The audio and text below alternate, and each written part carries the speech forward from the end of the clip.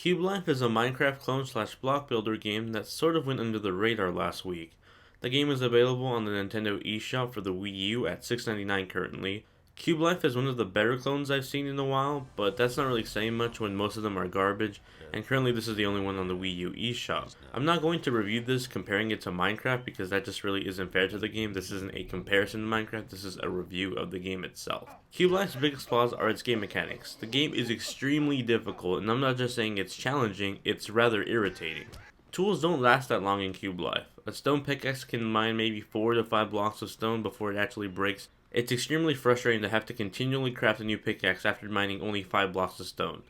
In general, the game is just very difficult. There's 3 health factors in the game that can kill you, and they run out pretty fast. You have to maintain your hunger, your thirst, and your heart count.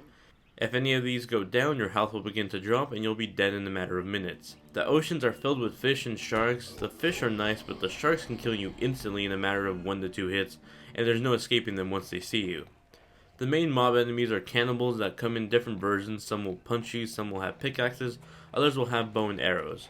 These enemies are really easy to pick off one by one, but they really never travel alone. As soon as night comes, these cannibals just sort of spawn into the world in tribes and they never really die out.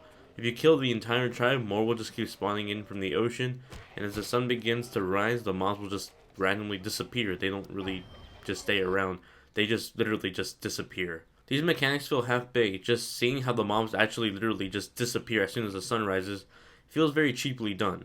The worlds in survival mode aren't randomly generated, which is a great disappointment. Every time you spawn into the game, you'll jump to the same island with the same map setting. When you first spawn into the game, you'll be placed in a confined area of the map.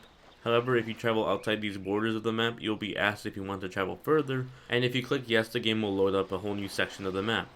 It's nice to see larger worlds be created, but in general the confined space on the map is small to begin with. Additionally, there's a long 45-second loading time every time you want to travel to a new part of the map.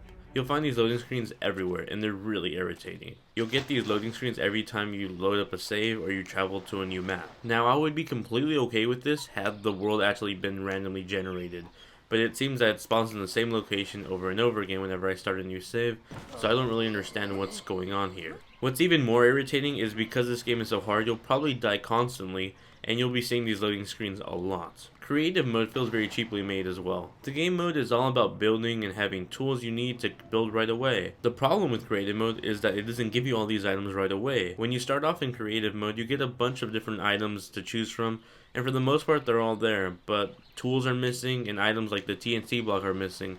So essentially you have to gather these items and still craft them yourself. Whenever you're flying in creative mode, you could actually fly through walls and blocks, and it just feels very buggy. Almost like a debug mode, if you will. One of the coolest features in creative mode is the ability to change the time of day in real time.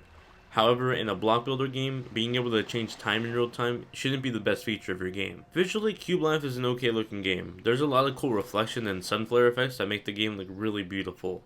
But other than that, everything else looks pretty okay and just mediocre. The textures of blocks look really grainy and look like they were designed really poorly in Photoshop. Controls, on the other hand, are very well done in this game. Using the gamepad to craft items and organizing your inventory just feels so natural. It just feels like the best way to play this game. Even better, at all times the game is being mirrored to your gamepad, so if you actually want to play this with the TV off or just in your bed with the gamepad, you can feel free to do so. Sadly, there's no multiplayer mode in this game, which is a pretty big bummer. The only form of online communication is the online leaderboard that just seems sort of odd in this type of game. Don't get me wrong, it's a really nice feature to have, but it just doesn't really seem that necessary in this game. Overall, Cube Life isn't as fun as I was hoping it would be. There's a lot of room for improvement here, and I hope the developer takes the time and all the feedback, because this game, with some changes, could really be a great game. However, for now and the way it is, I wouldn't recommend buying this. Thank you all very much for watching my review. I hope you guys found it helpful, and if you guys did, please give it a thumbs up. It really helps me out, and it helps other people find out about the review on YouTube. Thank you all very much for watching, and I'll see you guys in the next one. Later.